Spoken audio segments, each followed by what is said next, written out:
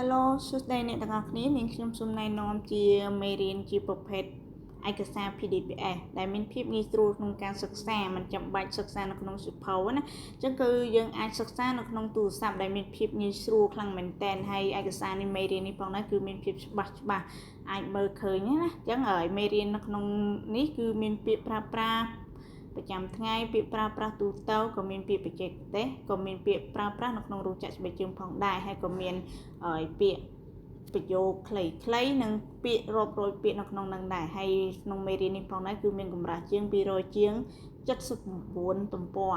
គឺក្រាស់ខ្លាំងហើយតម្លៃក៏ធូរថ្លៃណាគឺតម្លៃធូរថ្លៃមែនតើចឹងបើសិនជាបងប្អូនត្រូវការមេរៀននេះគឺអាចកំងទិញបានអញ្ចឹងខ្ញុំនឹងទម្លាក់មេរៀននៅក្នុងតាម Telegram ដែលមានភាពងាយស្រួលហើយបងប្អូនទិញសៀវភៅនេះគឺអត់ចំណាយអស់ច្រើនទេបើសិនជាបងប្អូនទិញសៀវភៅ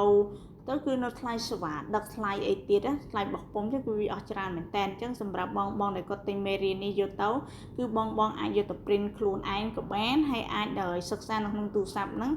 ខ្លួនឯងក៏បានដែរគឺមានភាពងាយស្រួលខ្លាំងមែនតើណា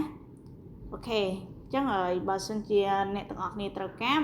អ្នកទាំងអស់គ្នាអាចកំងនៅក្នុងTelegram នេះបានអញ្ចឹងខ្ញុំនឹងតម្លាក់មេរៀនជូនអញ្ចឹងគឺតម្លៃធូរថ្លៃមែនតើចាសូមអរគុណ